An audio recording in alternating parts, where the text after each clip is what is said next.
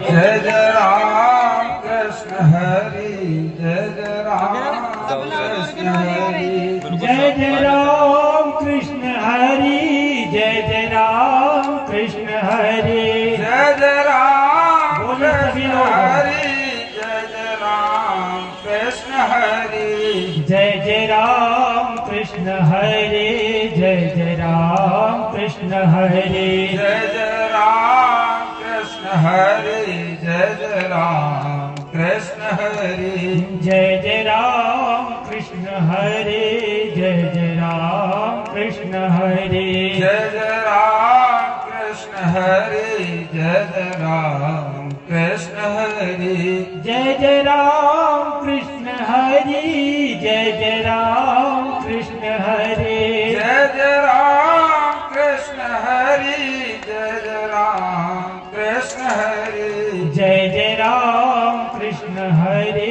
जय जय राम कृष्ण हरि, जय जय राम कृष्ण हरि, जय जय राम कृष्ण हरि, बोलिए श्रीमद् भागवत महापुराण की जय हो, वृषभानुनंदिनी श्री राधा रानी की जय हो, श्री बांके बिहारी लाल की जय हो, श्री राधा मान बिहारी लाल की जय हो, श्री बाबा महाराज की जय हो, श्री गहवर वन बरसाना धाम की जय हो, श्री माता जी गौशाला की जय हो, अखिल गोवंश की जय हो, श्री गिरिराज जी महाराज की जय हो, श्री यमुना महारानी की जय हो, 84 कोस ब्रज धाम की जय हो, श्री भक्तमाल जू की जय हो, श्री हनुमान जी महाराज की जय हो, श्री सीताराम जी की जय श्री हो, शंकर भगवान की जय हो, दुर्गा मैया की जय हो, समस्त पितृश्वरों की जय हो, समस्त आवाहित देवताओं की जय हो, समस्त ग्राम देवताओं की जय हो, सब संतन की जय सब हो, भक्तन की जय हो, जय जय श्री राम। राधे श्याम। हरिशरणम अनंत कोटि ब्रह्मांड नायक परात्पर सर्वेश्वर सर्वाधार भगवान श्री हरि की महती कृपा करुणा के फलस्वरूप श्री राधा माधव की महती कृपा करुणा के फलस्वरूप श्री भागवत भगवान की कृपा करुणा के फलस्वरूप हम लोग जीवन का सर्वोत्कृष्टतम लाभ सत्संग प्राप्त कर रहे हैं। शंकराचार्य परंपरा के पूज्य व्यासाचार्य भानपुरा पीठ के युवाचार्य स्वामी श्री वरुणेंद्र तीर्थ जी महाराज चित्रकूट धाम से पधारे हुए भक्तमाल कथा के सरस वक्ता श्री कौशलेश दास जी महाराज, उपस्थित संत जन, सभी ब्राह्मण जन, इस श्रीमद् भागवत महापुराण कथा के आयोजक श्री राजेंद्र स्वरूप ब्रह्मचारी जी महाराज एवं उनके समस्त परिजन,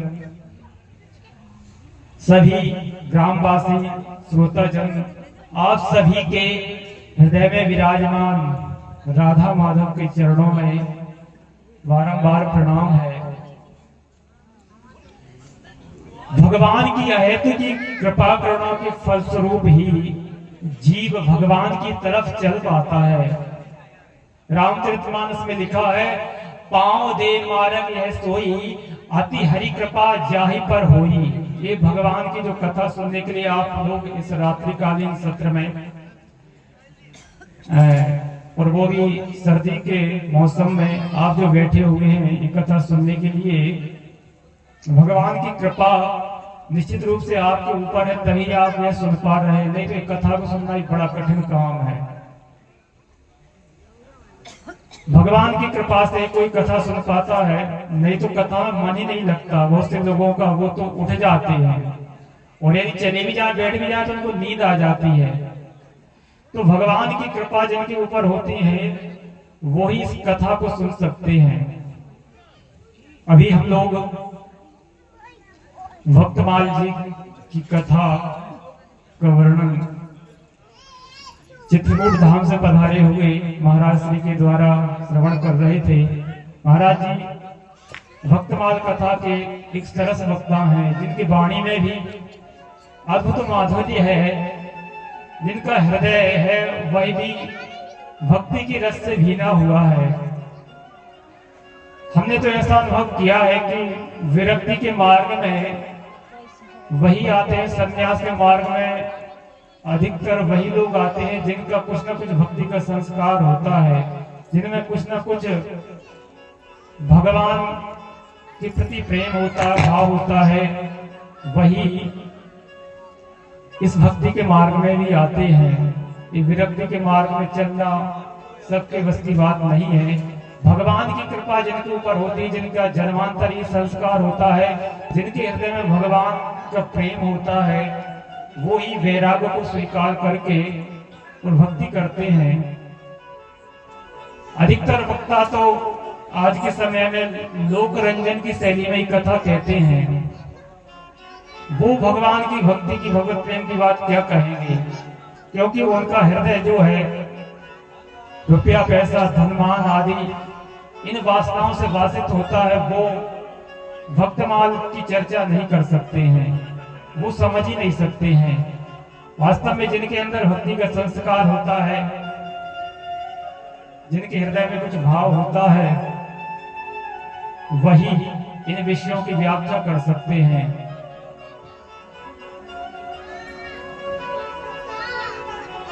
बिना भक्तमाल भक्ति रूप अति दूर है। यदि भक्ति के स्वरूप को समझना है, भक्ति क्या है, तो यह भक्तमाल की कथा के द्वारा ही समझा जा सकता है।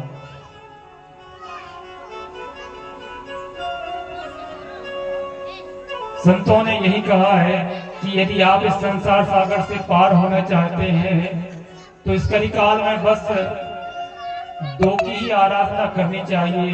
भजवे को दो ही सुधर के हरिदास। या तो भगवान श्री हरि की कथाओं का श्रवण करना चाहिए, नहीं तो उनके भक्तों की, हरिदासों की कथाओं का श्रवण करना चाहिए। तो हम लोग भगवान की कृपा से श्रीमद् भागवत के माध्यम से भगवान की दिव्य लीलाओं का श्रवण कर रहे हैं और भक्त चरित्र के माध्यम से, भक्तमाल की कथा के माध्यम से भगवत भक्तों की कथा श्रवण कर रहे हैं। भगवत प्रेम की प्राप्ति के यही दो उपाय हैं। यदि आप भक्त और भगवान इन दोनों की कथा को श्रवण करेंगे तो अवश्य ही आपको भगवत प्रेम की प्राप्ति हो जाएगी। और उसमें भी भक्तमाल